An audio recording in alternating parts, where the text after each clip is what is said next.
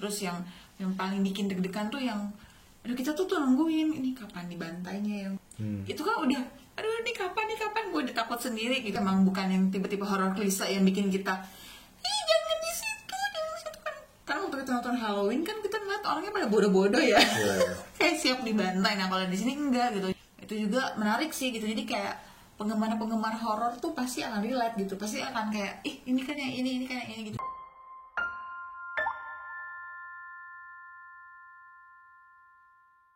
Halo, selamat datang kembali di channel kami, Yarin Channel. Hari ini kami akan membahas film Scream 2022 yang disutradarai oleh Matt Bettinelli dan Tyler Gillett ya, yang bikin Ready or Not juga nih sutradaranya ya, benar kan? Benar sekali. Oke. Genrenya ini adalah horror slasher ya, jadi bukan horror hantu atau gimana, tapi horror yang sadis-sadis yang pembunuhan gitu. Yang nonton psikopat. Emang kamu psikopat. Ini kan filmnya itu udah Scream itu udah yang kelima sebenarnya kan. Jadi sebelumnya udah ada 4 film. Terakhir itu 10 tahun laluan lah. Udah lama 2011-an kalau nggak salah.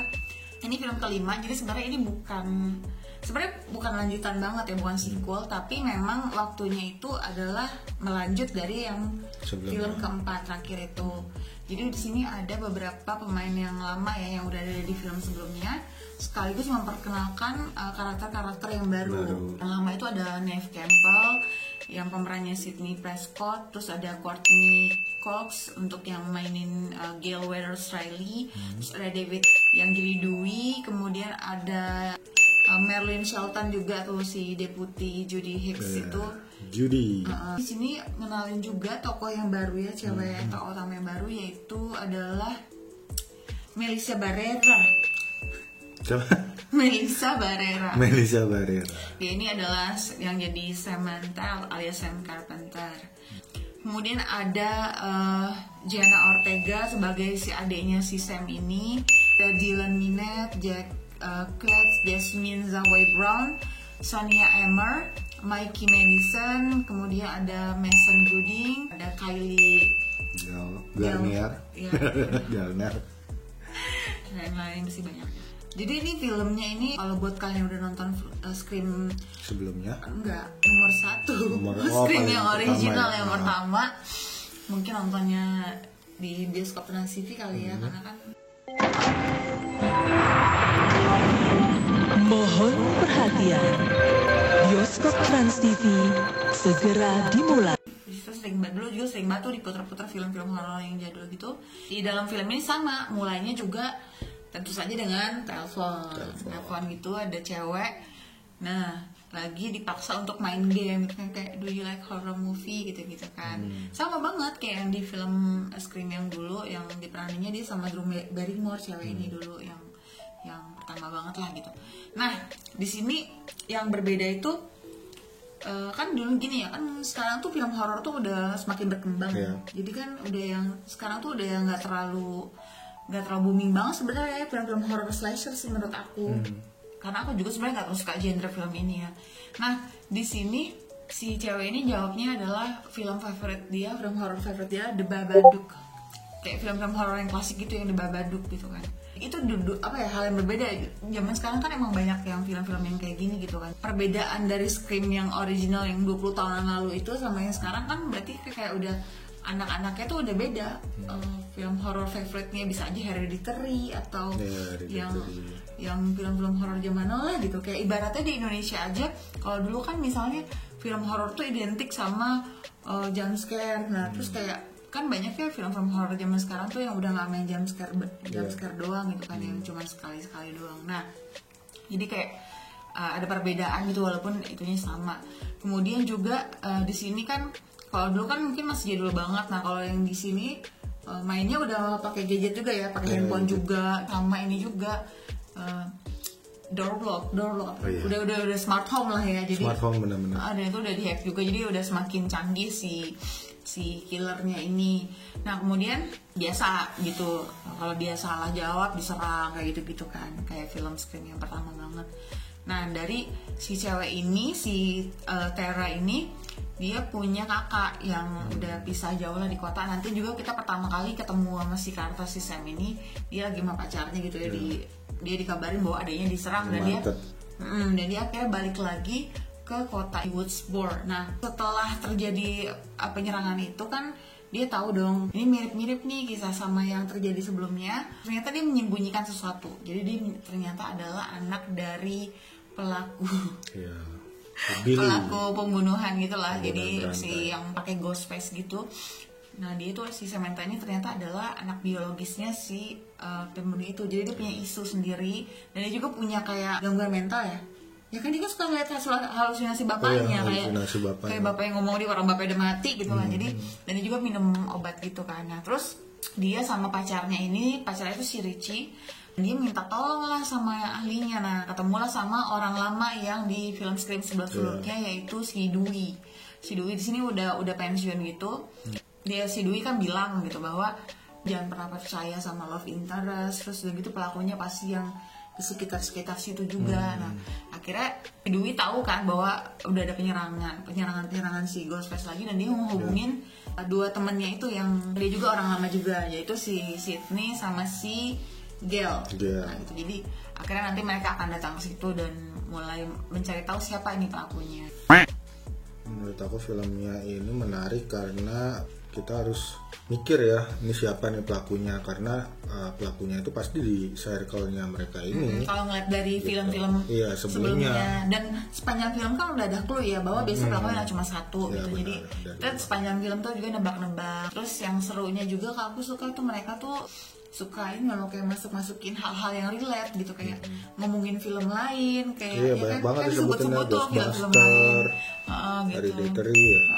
Terus pokoknya yang film-film berbau franchise, bahkan Netflix aja disebut beberapa kali gitu kan, kayak iya gue nonton Netflix, gue nonton di Netflix gitu. Jadi emang relate banget sama keadaan zaman sekarang.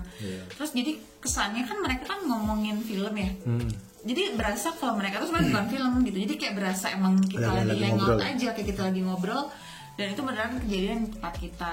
Jadi katanya kalau dulu kan yang Scream versi tahun 96 jadul banget ya, Scream yang pertama itu katanya emang pembuat naskah pertama itu kan si Kevin Williamson itu, dia tuh kayak berdasarkan percakapan gitu loh, kayak orang lagi ngobrol aja gitu tentang apa sih horror favorite lo gitu kan.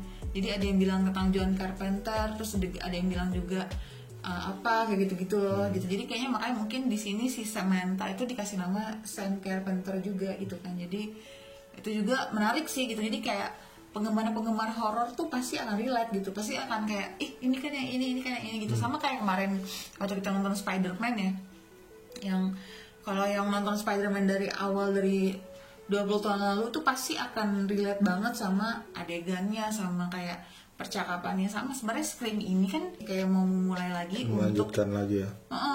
Jadi kayak mau bikin nanti kedepannya sih pasti akan ada lagi kalau menurut aku. Tapi dengan geng yang baru, yang lebih muda dan lebih relate. Jadi untuk Gen Z lah ya. Untuk iya dong, saya kan di film juga ada tuh adegan yang ayo Gen Z ayo lagi party gitu. Itu lucu. Berarti kan si pacarnya kan ada jarak ya, ini milenial gitu kan. Jadi sebenarnya yang dulu penggemar zaman dulu kan udah pada tuir, jadi ini dipersiapkan untuk menuju generasi yang baru. Dan di film ini kan walaupun ada tiga tokoh yang jadul, tapi mereka nggak terlalu difokusin banget ya, karena ini difokusnya disiapin banget untuk yang tokoh-tokoh yang baru di sini.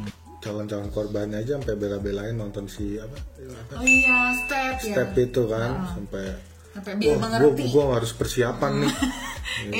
Itu juga lucu karena kan memang sering banyak klise gitu di film horor tuh biasanya begini-begini, tapi di sini yang serunya mereka tuh kayak udah persiapan. Yang gue seneng tuh kayak yang tokoh siapa sih cowok yang anak kembar, yang cowok cewek kembar itu. Nah kan cowoknya kan sempat bilang, aku nggak mau pisah dari yang keramaian waktu di party, ya kan? Karena nanti kalau kita berdua aja kemana nanti aku bisa dibunuh. Nah itu kan emang bener kan, biasanya kan banyak ya kalau film-film horor yang klise gitu, yang lagi party terus udah tahu ada psikopat berkeliaran, mereka malah misahin diri. Biasanya tuh kan mati, nah kayak gitu-gitu. Nah di sini juga ada kayak apa lagi ya, banyak sih sebenarnya. Ini kan dia lagi ngeganja, Taylor lagi nonton juga kan. lihat di belakangmu ya beneran aja ada itu screamnya. itu juga sama banget kayak ngulangin juga kan kayak adegan yang itu kan Iya. film yang sebelumnya juga ada yang seperti itu gitu kan, dan ironisnya tuh keulang lagi dan dia malah jadi korban juga. Malah sambil ini lagi gelek. Adegan pembunuhannya sih ya rata-rata emang masih sama ya kayak beberapa film-film horror slasher di Amerika ya, yang di dalam mobil. Ingat gak lo yang pas Halloween juga kan ada yang dibunuh di dalam mobil kayak gitu-gitu.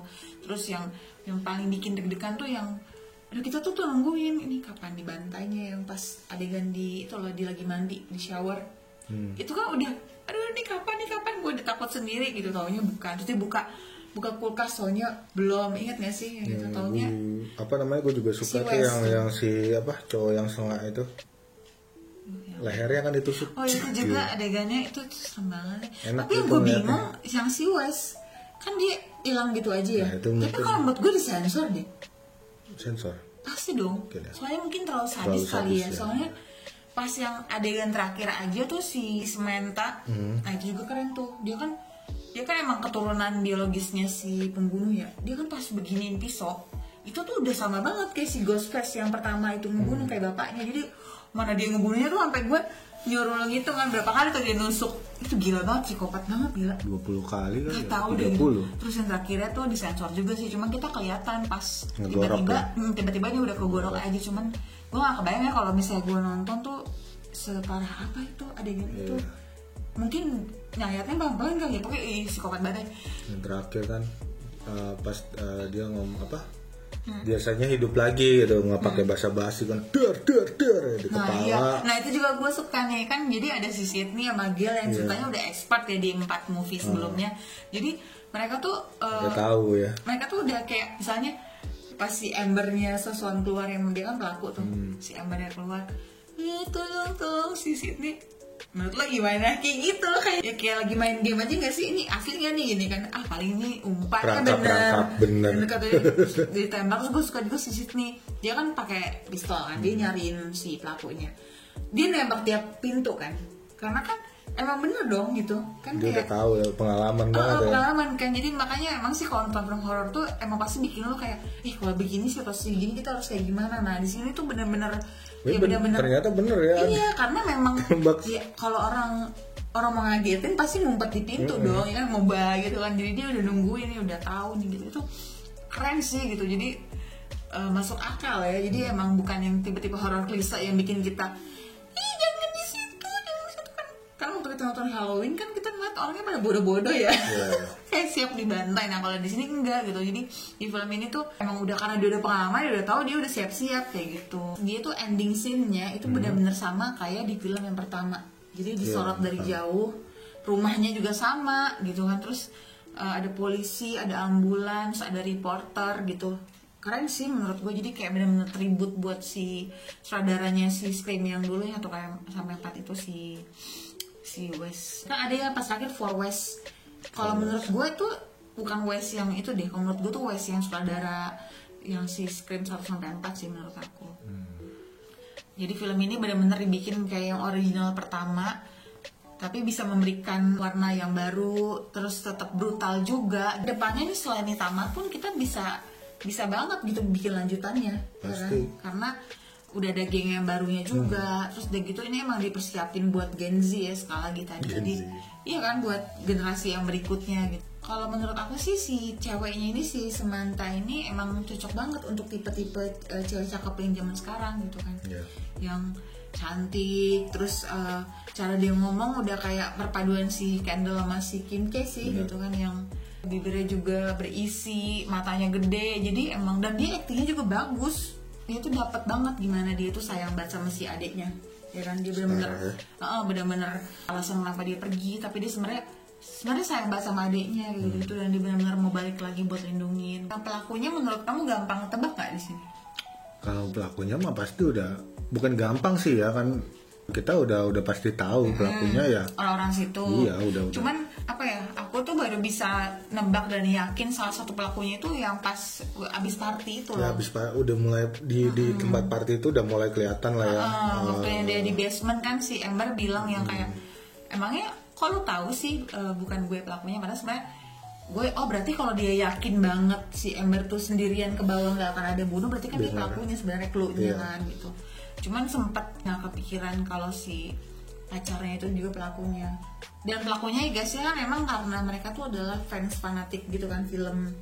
Mereka tuh kerasa film Step itu yang udah lanjutannya itu makin jelek gitu. Jadi dia pengen bikin yang based on true story gitu, pengen bikin yang based on true story jadi biar lebih nyata gitu. Jadi sebenarnya pelakunya emang psikopat juga. Iya. Psikopat parah sih. Iya, sampai mau ngebunuh orang. Terus ada juga clue-nya yang it's an honor waktu si pelakunya itu si Ghostface itu ngebunuh si Dewey. Wah, berarti kan dia kalau it's an honor tuh suatu kehormatan buat gue bisa ngebunuh lo, berarti dia emang kagum sama si Dewey ini. Berarti kan clue-nya juga dia emang fansnya horror movie yang si sebelum-sebelumnya kali ya gitu. Pokoknya film ini enak buat ditonton, seru dari pertama aja udah kelihatan lah ya serunya ya. Si Tara di adegan si Tara ditusuk, terus banyak adegan yang kita harus mikir siapa pembunuh sebenarnya ya.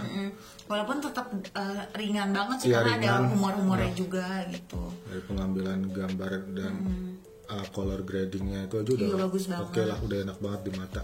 Bagus. Terus kalau ini termasuk salah satu yang bisa bikin aku takut sih, karena jam sekarang lumayan banyak. Jam sekarang banyak. Lumayan banyak gitu. Mengagetkan ya, walaupun bukan horor setan-setan tapi bisa membuat kita jadi takut gitu, kayak aduh ngeri gitu. Jadi ngerinya tuh dapat, halalnya dapat. Menurut aku film ini layak untuk mendapatkan skor 8,5 ya.